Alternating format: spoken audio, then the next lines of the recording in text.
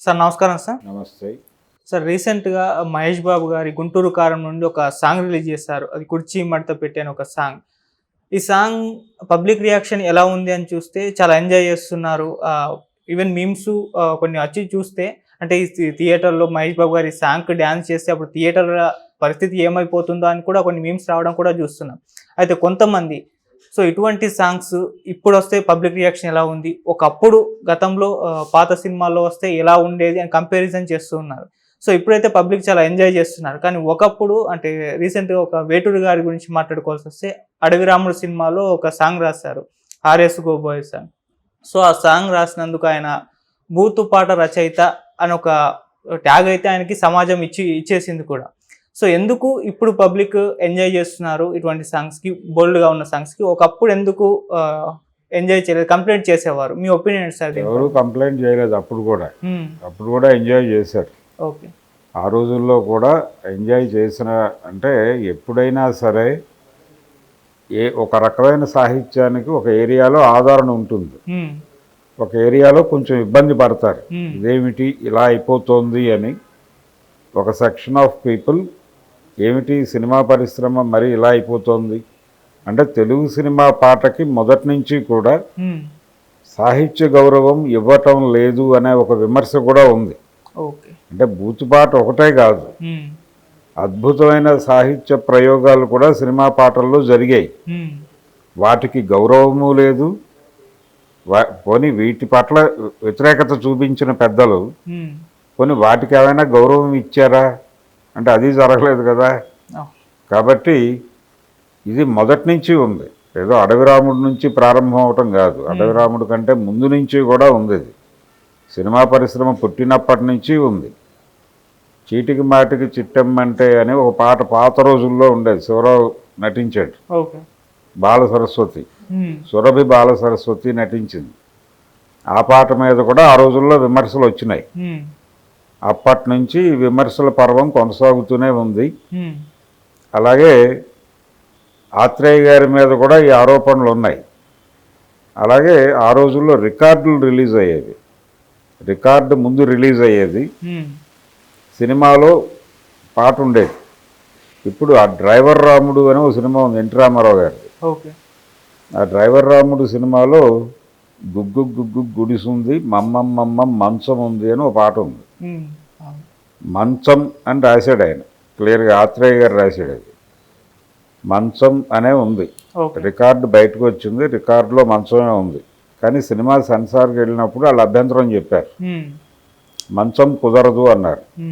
అప్పుడు సినిమా కోసం అని మనసు అని పాడించి పెట్టారు, అది ఓకే అయిపోయింది, బయటకు వచ్చేసింది సినిమా. సినిమాగా మీరు వీడియోలో డ్రైవర్ రాముడు పాట వీడియో వింటే యూట్యూబ్లో మనసు అని ఉంటుంది. విడిగా ఆడియో సాంగ్ డౌన్లోడ్ చేసుకుని వింటే మంచం ఉంటుంది. ఇది అనేక పాటల్లో జరిగింది ఇట్లా. ఛాలెంజ్ రాముడు అని ఒక సినిమా ఉంది రామారావు గారిదే. దాంట్లో చల్లగాలి వేస్తోంది అని ఒక పాట ఉంటుంది. అది సినిమాలోనేమో చల్లగాలి వీస్తోంది అని ఉంటుంది. అంటే వాళ్ళు అభ్యంతరం చెప్పారు, అక్కడ మార్చారు. రికార్డులో ఇలాగే ఉంటుంది. ఇలా అనేక పాటలు సెన్సార్ వాళ్ళు అభ్యంతరం చెప్పటం, అక్కడ మార్చటం, అక్కడ మార్చి ముందుకు వెళ్ళటం, ఇలా జరిగేది. వేటూరి సుందరరామూర్తి గారు అడవి రాముడిలో పాట రాయటానికంటే ముందే ఆత్రేయ గారు తనకి తానే బిరుదు ఇచ్చేసుకున్నారు, బూత్రేయ అని. ఎవరు ఆయనకు బిరుదు ఇవ్వాలి, ఎవరు అనలా, ఆయనే పాపులరైజ్ చేసాడు దాన్ని, ఎందుకైనా మంచిదని. ఆయన బాణీలో ఈయన కూడా కొనసాగాడు, వేటూరి సుందరరామూర్తి గారు. దీనికి అంటే ప్రేక్షకులని ఆకట్టుకోవడమే ప్రధానం. నిజానికి ఆయన అడవి రాముడు పాటలో పెద్ద బూతేం లేదు. ఆర్ఎస్ గోబోయ్ పారేసుకున్నాను అని ఉంటుంది. అయితే ఆ పాట చిత్రీకరించిన దర్శకుడు ఉన్నాడు కదా, కె రాఘవేంద్రరావు గారు. ఆయన ఒక ఇంటర్వ్యూలో మాట్లాడుతూ ఒక విచిత్రమైన అంశాన్ని చెప్పాడు. ఆయన ఏమంటాడంటే, ఆ చీర ఎగిరిపోయింది, ఆ అమ్మాయి చెట్టు చాటు నుంచి చేతులు ఊపుతుంది. ఊపినప్పుడు నిజానికి చీర మాత్రమే ఎగిరిపోతుంది, లంగా జాకెట్ మీద ఉంటుంది ఆవిడ. కానీ ఆ షాట్, ఆ చెట్టుకి ఆవిడ మధ్యలో నిలబడి అటు ఇటు చేతులు ఊపటం షాట్ ఎందుకు తీశానంటే, చూసే ప్రేక్షకుడు ఆవిడ నగ్నంగా ఉందేమో అని అనుకుంటాడు. అలా అనుకోవాలి అని ఆ షాట్ తీశానని చెప్పాడు ఆయన ఓపెన్గా. అంటే తీసే డైరెక్టర్ దగ్గర నుంచి ఆ క్లారిటీ ఉంది. అంటే జనాలు ఏమనుకోవాలి, జనాల్లో దేన్ని, ఏ ఇన్స్టింక్ట్ని రెచ్చగొట్టాలి అనే దగ్గర క్లారిటీ ఉంది వాళ్ళకి. ఓకే, అదే క్లారిటీతో రాయించుకుంటారు రైటర్ని కూర్చోబెట్టి, ఇది కావాలి మాకు అని. అదే రాసిస్తారు వాళ్ళు. ఇది పరిస్థితి. అంటే వర్మ గారు ఒక సినిమాలో పాట రాయించాడు, అమ్మ బ్రహ్మదేవుడు అని, సీతారామ శాస్త్రి గారితో.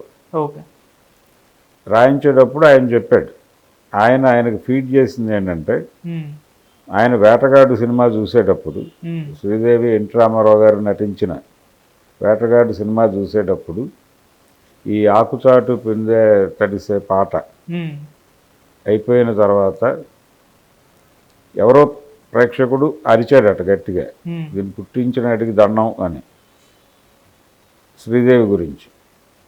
ఆ ఎక్స్ప్రెషన్ కావాలి నాకు అని సీతారామ శాస్త్రిని అడిగాడు. అడిగితే అమ్మ బ్రహ్మదేవుడు పంప ముంచు నావురు ఆ పాట రాసి ఇచ్చాడు ఆయన. సో డైరెక్టర్లు ఇన్సిస్ట్ చేస్తే రాస్తారు.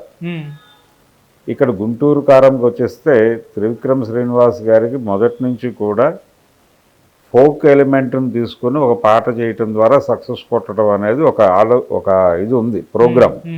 ఆయన సినిమాల్లో చాలా వాటిల్లో ఆ ధోరణి కనిపిస్తుంది. ఇప్పుడు రాములో రాములా పాట ఉంది దానిలో, అప్పుడు కూడా వివాదం అయింది కదా అది. ఆ పాట ఎవరు ఏమిటి అని ఒక గొడవ జరిగింది. అలాగే శేఖర్ కమ్ముల్ గారి సినిమాలో సారంగ దర్యా పాట మీద కూడా ఒక గొడవ జరిగింది. అయితే ఇలా ఈ పాటల్లో బూతులు దొరలటం అనేది అనేక సందర్భాల్లో ఈ ఫోక్ పాటలు తీసుకోవడంలో, జానపద పాటలు ప్రజల్లోకి వేగంగా వెడతాయి కాబట్టి వాటిని తీసుకుని వాటి మీద కథ నడపటం అనేది, అది శేఖర్ కమ్ముల చేశాడు, త్రివిక్రమ్ శ్రీనివాస్ గారు చేశారు. అందులో భాగంగానే ఆయన రాములో రాములా అన్నప్పుడు కూడా వివాదం అయింది, ఆయన సారంగ దర్యా అన్నప్పుడు వివాదం అయింది. ఇదే పద్ధతిలో పబ్లిక్లోకి వెళ్ళిపోయినటువంటి కొన్ని మాటలు తీసుకొని సినిమాలో ప్రయోగించడం ద్వారా సక్సెస్ కొట్టడం అనేది వాల్తేరు వీరయ్యలో కూడా కనిపిస్తుంది. చిరంజీవితో ఒక చిన్న బిట్ పాడిస్తారు, ఒక చిన్న జారు మిఠాయి, అది వర్కౌట్ అయింది. అలా వర్కౌట్ చేయడం కోసమే ఇది కాలా భాషను ఎవరో ఒక వృద్ధుడు, అతను తన గురించి తన జీవితం గురించి మాట్లాడుతూ వాడినటువంటి ఒక పదం విపరీతంగా పాపులర్ అయ్యి ఇది రకరకాలుగా వాడేశారు. సో అది క్యాచీగా ఉంది, క్యారీ అయిపోయింది. దాన్ని తీసుకొచ్చి ఒక పాట పల్లవిగా పెట్టి మిగిలిన లిరిక్స్ అన్నీ కూడా రామజోగయ్య శాస్త్రి గారు రాశాడు. ఆయనకి సరస్వతి పుత్ర అని ఒక టైటిల్ కూడా ఉంది. సరస్వతి పుత్ర రామజోగయ్య శాస్త్రి గారు ఈ కుర్చీ మడత పెట్టి ఆ తర్వాత ఒక పదం ఉంటుంది, అదే అభ్యంతరకరం. అది సినిమాలో వాడలేదు, కానీ ఈ కుర్చీ మడత పెడితే అనగానే ప్రేక్షకుల మనసుల్లో ఆల్రెడీ అది వెళ్ళిపోయి ఉంది కాబట్టి అది స్ట్రైక్ అవుతుంది. అది స్ట్రైక్ అవ్వటమే వీళ్ళ ఉద్దేశం కూడా. కాబట్టి మీరు దేన్ని ప్రమోట్ చేస్తున్నారు సరస్వతి పుత్రుడు గారు అని చాలామంది సోషల్ మీడియాలో ఆయన తగులుకున్నారు. ఈ బూత్ ఏమిటి, ఈ బూతుల్ని మీరు తీసుకుని జనంలోకి ఇంకొక పెద్ద కాన్వాస్ మీద నుంచి పంపు చేయబోతున్నారు. సినిమా అనేది ఒక పెద్ద మాధ్యమం అనుకుంటే ఆ మాధ్యమంలో నుంచి మీరు విస్తృతంగా పంపిణీ చేయబోతున్నారు. దీన్ని ఏం జరుగుతోంది, అసలు మీరేం చేస్తున్నారు, మీ ఆలోచన ఏమిటి అన్న పద్ధతిలో ఆయన్ని సోషల్ మీడియాలో తగులుకున్నారు. రామజోగయ్య శాస్త్రి తగులుకున్నారు, ఆయన సైలెంట్గా ఉన్నాడు. అంటే ఒక రకమైన చర్చ జరుగుతోంది. అయితే విడిగా పామర జనం అని చెప్పేటువంటి అది పండిత చర్చ అనుకుంటే మాస్ ఆడియన్స్ ఇది కనెక్ట్ అయింది ఫ్యాన్స్కి, కనెక్ట్ అయింది, వాళ్ళు ఎంజాయ్ చేస్తున్నారు. ఆ రోజున ఎన్టీ రామారావు గారు ఆకుచాటు పిందె జడిసేకి ఎంజాయ్ చేసిన ప్రేక్షకులే ఇప్పుడు ఎంజాయ్ చేస్తున్నారు ఈ పాటకి. నేను ఇందాక చెప్పిన డ్రైవర్ రాముడిలో గుడిసె పాటకి, గుడిసె మంచం పాటకి ఎంటర్టైన్ అయిన ప్రేక్షక మనసులే ఇప్పుడు కూడా ఈ పాటను ఎంజాయ్ చేస్తున్నాయి. అయితే దానికి మూడో జనరేషన్, ఇప్పుడు ఎంజాయ్ చేస్తుంది ఈ పాటలు. కాబట్టి ఇది ఈ రోజున కొత్తగా వచ్చిన గొడవ కాదు, మొదటి నుంచి ఉంది. మాస్ని పామర జనం అని, క్లాసుని పండిత జనం అని అనుకుని వాళ్ళు కూడా దీని మీద చర్చలు జరిపిన సందర్భాలు ఉన్నాయి. ఇప్పుడు పాత పాటల్లో ఉన్న బూతు ఇప్పుడు సొగసుగా కనిపిస్తోంది. పాత పాటల్లో ఉన్న బూతు గురించి చాలా సొగసుగా మాట్లాడతారు ఇదే పండితుడు. ఇప్పటి బూతు వీళ్ళకి వెగటుగా కనిపిస్తోంది. దీని మీద ఒకసారి ఎప్పుడు కీరవాణి గారు జోక్ వేసాడు. ఆయన ఏమంటాడంటే, ఒక పాట అంటే బంగారు కోడిపెట్ట పాట వచ్చేసి ఒక 50 ఏళ్ళు అయిన తర్వాత జనాలు ఏమని మాట్లాడుకుంటారు అని చెప్తూ, 50 ఏళ్ల క్రితం అద్భుతమైన సాహిత్యం, అద్భుతమైన సంగీతం ఉండేది సినిమా పాటల్లో. ఆ రోజుల్లో బంగారు కోడిపెట్ట అని ఒక అద్భుతమైన సాహిత్యం, ఒక అద్భుతమైన సంగీతం వచ్చినాయి తెలుసా అని మాట్లాడుకుంటారు. ఇప్పుడు దాన్ని ఇబ్బందికరమైన పాట, ఇబ్బందికరమైన సంగీతం, ఇబ్బందికరమైన సాహిత్యం అన్నవాళ్ళే అని ఈ జనరేషన్ అంటుంది. ఈ జనరేషన్లో ఉన్న పండిత వర్గం అంటుంది. అప్పటి పండిత వర్గానికి మళ్ళీ అది గొప్ప ఇదిగా కనిపిస్తుంది. వేటూరి సుందరరామూర్తి గారి రెఫరెన్స్ వచ్చింది కాబట్టి ఆయన చాలా దారుణమైనటువంటి ప్రయోగాలు చేశాడు సినిమా పాటలో. ఆ ప్రయోగాల్లో కొన్ని చాలా ఇబ్బందికరంగాను అభ్యంతరకరంగాను అనిపించే ప్రయోగాలు కూడా ఉన్నాయి. త్రినేత్రుడు అని చిరంజీవి గారి సొంత సినిమా, అంజనా ప్రొడక్షన్స్ బ్యానర్లో వచ్చిన సినిమాలో నాటుకొట్టుడు వీరకొట్టుడు అని ఒక పాట ఉంటుంది. అందులో ఒక బిట్ ఉంటుంది, కోకపల్లి రాజ్యంలో కోటగుమ్మ వేడుందో అని రాశాడు ఆయన. అది చాలా అభ్యంతరకరమైన లిరిక్కే, అది సంసార వాళ్ళు కూడా పట్టించుకోలేదు, వచ్చేసింది అది మార్కెట్లోకి. ఇలాంటి దారుణాలు అనేకం ఉన్నాయి. కొంతమంది కొన్ని పద్ధతుల్లో మేము రాసింది కరెక్టే అని వాదించే వాళ్ళు కూడా ఉన్నారు. ఈ పండిత చర్చ అవసరమా సినిమా పాటకి అనేవాళ్ళు ఉన్నారు.